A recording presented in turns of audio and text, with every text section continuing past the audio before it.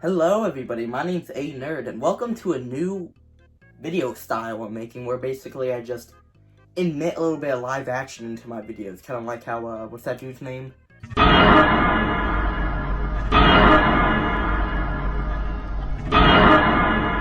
I forget it, but editor reference it.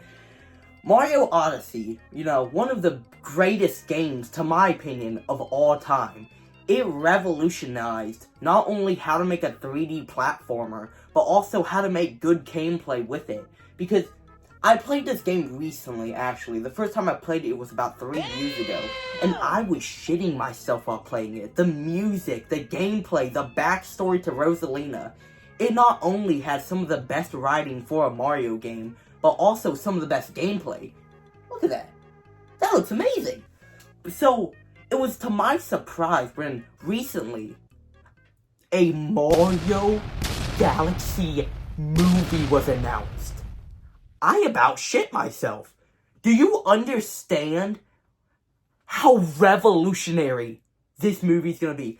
Listen, the first Mario movie, right? I thought it was an okay movie. 5 out of 10, Go take your family to watch it. I liked it. Not too good, though. It made $1 billion with a B. Now take one of the most beloved games from the franchise and make a movie out of it? I would sell my kidney to watch it.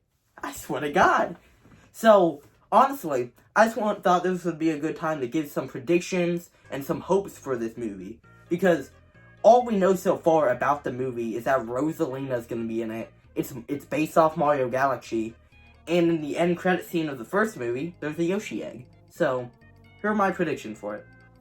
So one thing about the Mario movie that always stood out to me was the vast variety of not only characters but worlds they could explore and put into a, movie setting. Because this was a chance for them to take all these forgotten characters, all these famous villains, and put them into their own unique story. So it was a huge shock to me when I watched the whole entire Mario movie and didn't see one Yoshi except for a small cameo in the end credit scene. Especially since Yoshi is known to be like Mario's dog. Like, Yoshi's known to be Mario's homeboy. Yoshi's like his father, technically, if you think about it. So not seeing Mario even ride a Yoshi in this whole movie was a little odd. Until I seen the end credit scene and was like, oh, they're building up something crazy for the second movie. And now that the second movie is announced, I want to talk about how I want them to use Yoshi. My honest opinion is something you guys wouldn't expect, but I don't want Yoshi to be Mario's main man, but instead Luigi's main man. Because one of my main complaints about the Mario movie was that Luigi was barely used in the movie. Instead, he was kind of used as like this side character for comedic relief instead of actually being a part of the movie. He was kind of just trapped by Bowser the whole entire movie. So what they should do is maybe give Luigi this side plot where he goes and saves Yoshi, either in the real world or in the Mario world, and they get like the connect, and Luigi gets his own little pet. And I mean, looking at them in a character view, Luigi's green, Yoshi's green. It's a perfect little match. Or, they could do it in another way where Yoshi is more of a main character than just like a side character. What if Yoshi could talk? Because in the games, all we kind of see Yoshi do is just say his own name. Yoshi! Or kind of like a Pokemon, technically. So seeing Yoshi be able to talk would be a really cool thing. And it would also set the movie Yoshi apart from the game Yoshi. One of the best 2D Mario games, in my opinion, is, Mario 3 and Mario World. And one of the reasons it made that game so good and separated it from the first and second game was the variety of bosses. In the first game, the boss you'd fight over and over again was the main man Bowser, and number 2, usually it was just Birdo or that fat frog at the end. But Mario 3, one of the most unique things about that game was the introduction to Bowser's children, like Junior.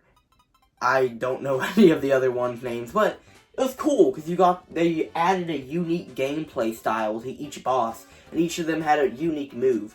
They all started to kind of die down, though, when they just kept being reused over and over again. But seeing these characters in live action would be very cool, even though I'm not sure, because I don't remember too good, but I'm pretty sure they don't pop up in Galaxy. But once again, this is its own separate world, right? Like, the Mario movies are separate from the games. So they could get away with chucking them in the Mario Galaxy movie. How they could do it, you ask? I don't know. They could maybe do it more of a way where maybe Bowser, like, calls his ex-wife or something, or, like, his children, because they didn't really show that he had children in the first movie. But, you know, maybe they could have, like, a Judge Judy or some type of, you know, episode where, like, you are the father, Bowser, and then he has to deal with his little bastards the whole movie, and they help him, like, steal some big mushroom or something from Mario, so he can become big and they fight like how they did it in the first game. You know, it's good potential, right? People have love the children of Mario, and I just feel they're not really used to their full potential, right? He has like 7 children. He could do so much cool shit with them besides them just being filler at this point.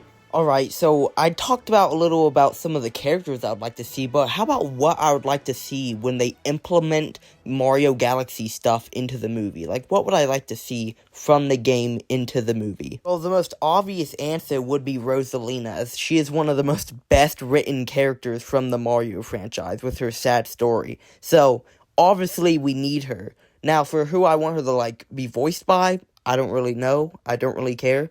I never really found, like, the problem with Mario and his voice actor to be too bad. I think Chris Pratt does a pretty damn good job. All I ask is they don't change her character too much from the game and still keep her lovable personality that she had from the game. Kind of how they changed Princess Peach's character from being this, like, damsel in distress from her now being this, like, girl boss type character. I didn't really have a problem with that. I thought they used it really well with the story on how she kind of trained Mario, but they shouldn't do the same with Rosalina. Now, something with the first movie that I loved so much was the way they didn't make Mario live in the world, instead making him this regular dude that was put into the world, and we watched him explore this new world. So, I would like this part of the movie, or at least some part of the movie, where he kind of just has to learn how to get used to the change in gravity and all that shit, and also, you know, get used to the new power that the star gives him, if they use, like, the star character. That was probably one of the best parts of the first movie, was the little training scene with Mario and Princess Peach. So maybe they could do the same thing, but not with Mario, and instead give Luigi the spotlight for a second and have him train, because one of the plot holes that was in the first movie was, once again, Luigi was barely used in the first movie. Also, he just wasn't trained. Which then they can open up some type of side plot where he finds Yoshi or something like that. Like, it could work perfectly.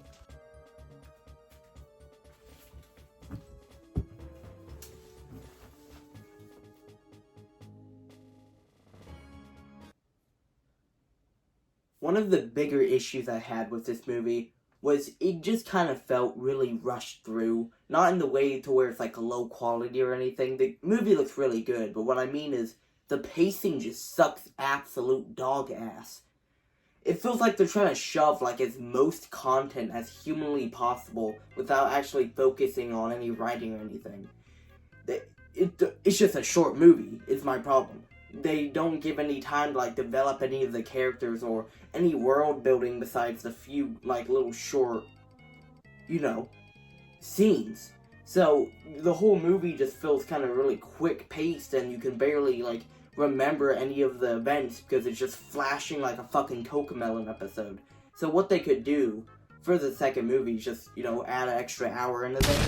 Maybe focus on, like, less worlds and all that, and maybe focusing on like 3 main little areas. You get what I'm saying? Because the first movie, the thing they suffered on was they kind of just like ran around different maps. They went to Donkey Kong Island, Rainbow Road, Peach's Castle.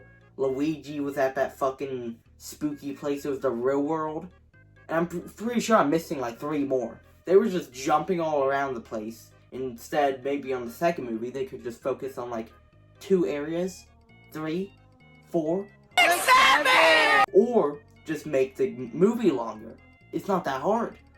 Now, you could just be like, Kane, you're complaining about a children's movie. And, yeah, I know.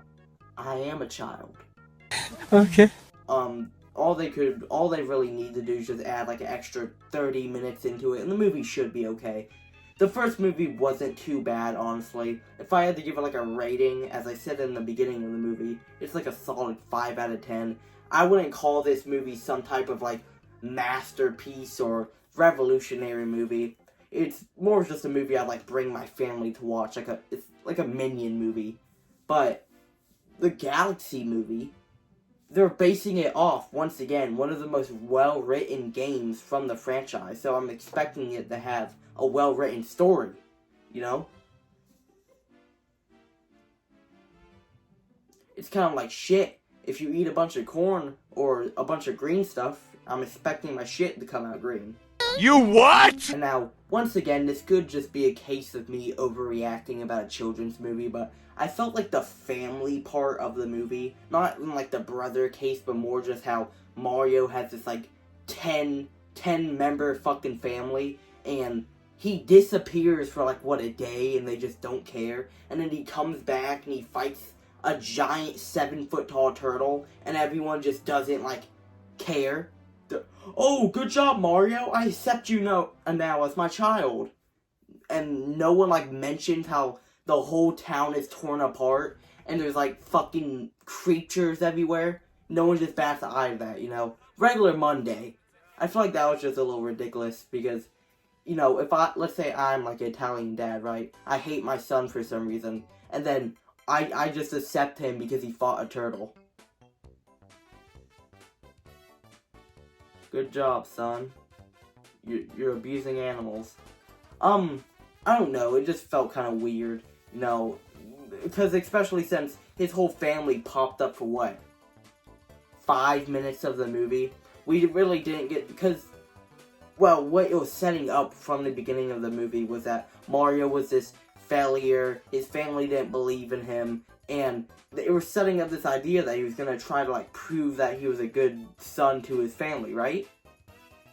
So, at the end of the movie, I guess they just accept him, even though they didn't see any of the achievements he achieved, because he was in a whole different fucking world.